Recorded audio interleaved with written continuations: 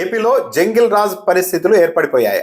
Jungle Raj అంటే ఏంటంటే simple గా చెప్పాలంటే ఎక్కడ చట్టాలు పనిచేయవో, ఎక్కడ నేరస్తులకే పోలీసులు రక్షణగా నిలబడతారో, ఎక్కడ ప్రైవేట్ వ్యక్తులే చట్టాన్ని తమ చేతుల్లోనికి తీసుకొని శిక్షలు అమలు చేస్తారో, ఎక్కడైతే నేరం చేసినా సరే మనకు శిక్ష పడదు అన్న ధైర్యం నేరస్తుల్లో కలుగుతుందో దాన్నే జంగిల్ రాజ్ అంటారు.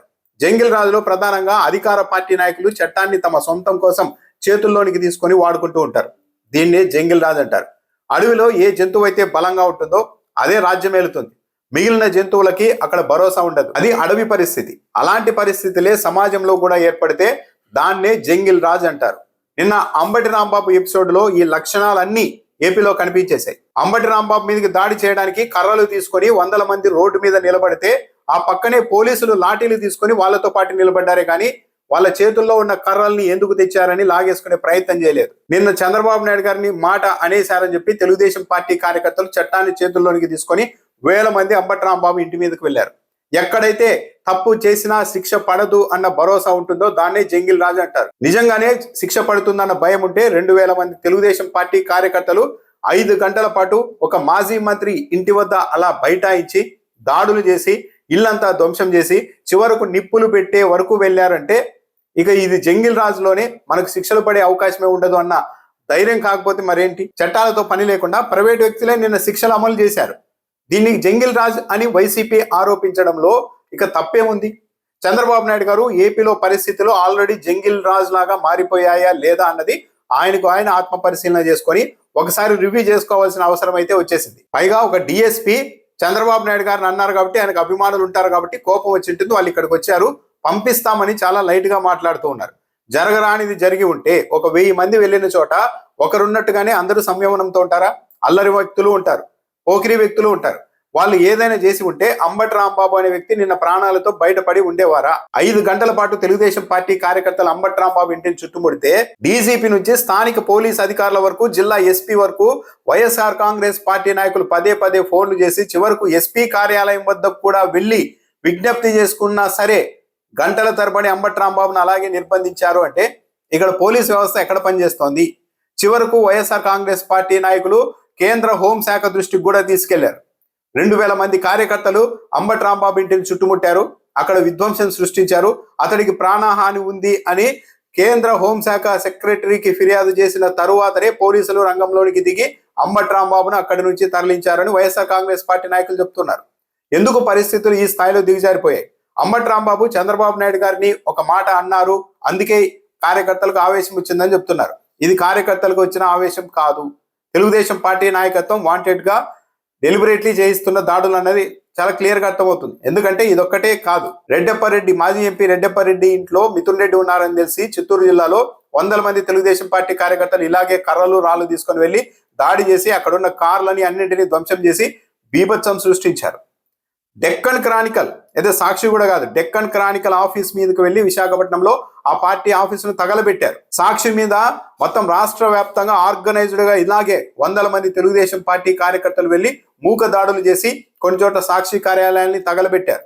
విడుదల రజనీ మీద దాడికి వెళ్లారు. మచిలీపట్నంలో ఒక ఆర్ఎంపీ డాక్టర్ను జనసేన పార్టీ వాళ్ళు ఇలాగే ఒక మూకలాగా వెళ్లి అతన్ని ఇష్టానుసారం కొట్టి ఇల్లంతా ధ్వంసం చేసి మోకాల మీద కూర్చోబెట్టి క్షమాపణ చెప్పించారు.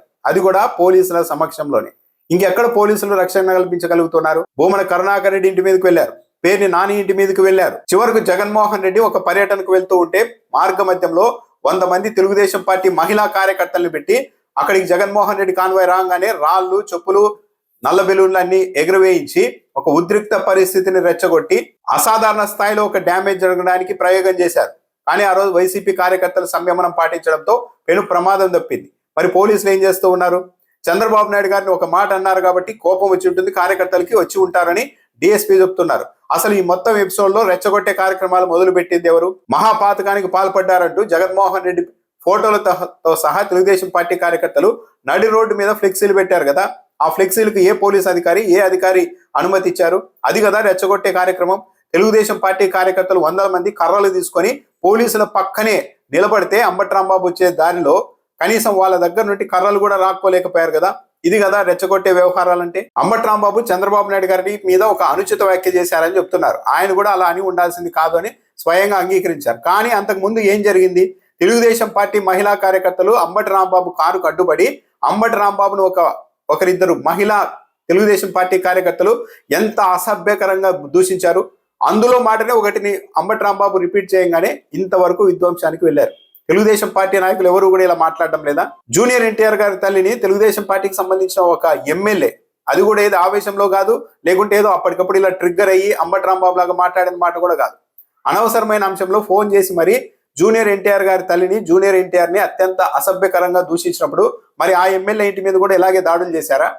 Bandaru Satyanarayanamurthy Nagiri MLA, Telugu Desam party MLA, మాజీ మంత్రి రోజా మీద అత్యంత అనుచితంగా మాటలు మాట్లాడినప్పుడు తెలుగుదేశం పార్టీ ఎందుకు చర్యలు తీసుకోలేదు? వాళ్ళు ఇప్పటికీ కూడా తెలుగుదేశం పార్టీలో ప్రజాప్రతినిధులుగానే కొనసాగుతున్నారు కదా. అంటే తెలుగుదేశం పార్టీ దృష్టిలో తెలుగుదేశం పార్టీలో ఉన్న వాళ్ళు మాత్రమే ఆడవాళ్ళు, తెలుగుదేశం పార్టీలో ఉన్న నాయకులకు వాళ్ళ కుటుంబాలకు మాత్రమే ఆత్మగౌరవం, గౌరవ మర్యాదలు ఉంటాయి. కానీ అదే తెలుగుదేశం పార్టీ వైపు నుంచి తెలుగుదేశం పార్టీ నాయకులు, కార్యకర్తలు ఎవరైనా సరే వైసీపీ వాళ్ళని, ఇతరులని ఇష్టానుసారం దూషించవచ్చు. చివరకు ప్రధాని నరేంద్ర మోడీ గారిని కూడా బాలకృష్ణ లాంటి వారు పబ్లిక్ మీటింగ్ లో అత్యంత అనుచితంగా కూడా తిట్టవచ్చు.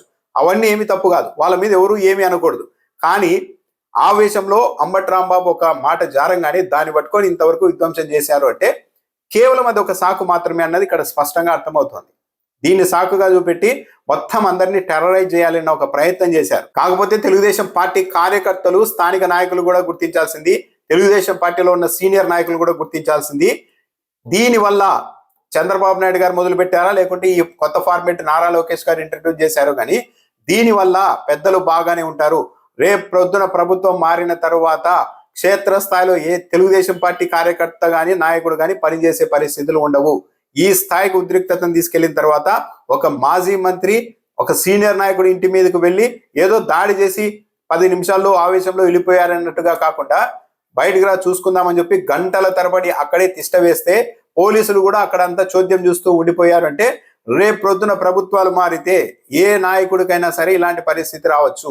తెలుగుదేశం పార్టీలో విఘ్నులు ఎవరైనా ఉంటే, సీనియర్లు ఎవరైనా ఉంటే చంద్రబాబు నాయుడు గారికి చెప్తారా, లేకుంటే నారా లోకేష్ గారికి పాఠాలు చెప్తారా, ఏం చేస్తారో కానీ ఇది పద్ధతి కాదు అన్న విషయాన్ని అయితే ఒప్పించాల్సిన అవసరం ప్రతి తెలుగుదేశం పార్టీ వాళ్ళ మీదనే ఉంది. ఇలా దాడులు చేసినంత మాత్రాన ఎవరు రాజకీయాలు వదిలేసి అయితే వెళ్ళిపోరు. కానీ రేపు జరగబోయే పరిణామాలకు ఈ రోజు దాడులు చేసిన వాళ్ళు కూడా సిద్ధంగా ఉండాల్సిన పరిస్థితులు కూడా వస్తాయి. ఎవరు ప్రశాంతంగా బతకడం ఇక సాధ్యం కాదు. స్వయంగా తెలుగుదేశం పార్టీ ఎమ్మెల్యే గల్లా మాధవి ఈ 2000 మంది కార్యకర్తలతో జరిగిన దాడికి నాయకత్వం వహించారు. నాయకత్వం వహించడమే కాకుండా మీడియా ముందు స్వయంగా ఆమె ఒక గొప్ప కార్యక్రమంలో పాల్గొన్నట్లు, ఈ దాడి కార్యక్రమంలో మేమంతా పాల్గొనడం జరిగిందని చెప్తున్నారు. అదే ఎమ్మెల్యే భర్త స్వయంగా అంబటి రాంబాబు ఇంటిలోనికి చొరబడి మరీ విధ్వంసం సృష్టించారు. ఈ స్థాయిలో స్వయంగా ఎమ్మెల్యేలు భర్తలే ఈ దాడులకు నాయకత్వం వహించి మీడియా ముందుకు వచ్చి చెప్పుకుంటున్నారంటే ఈ రాష్ట్రంలో ఇక పోలీసు చట్టం అన్నది పనిచేస్తున్నాయి లేదా దీన్ని బట్టి అర్థం చేసుకోవచ్చు.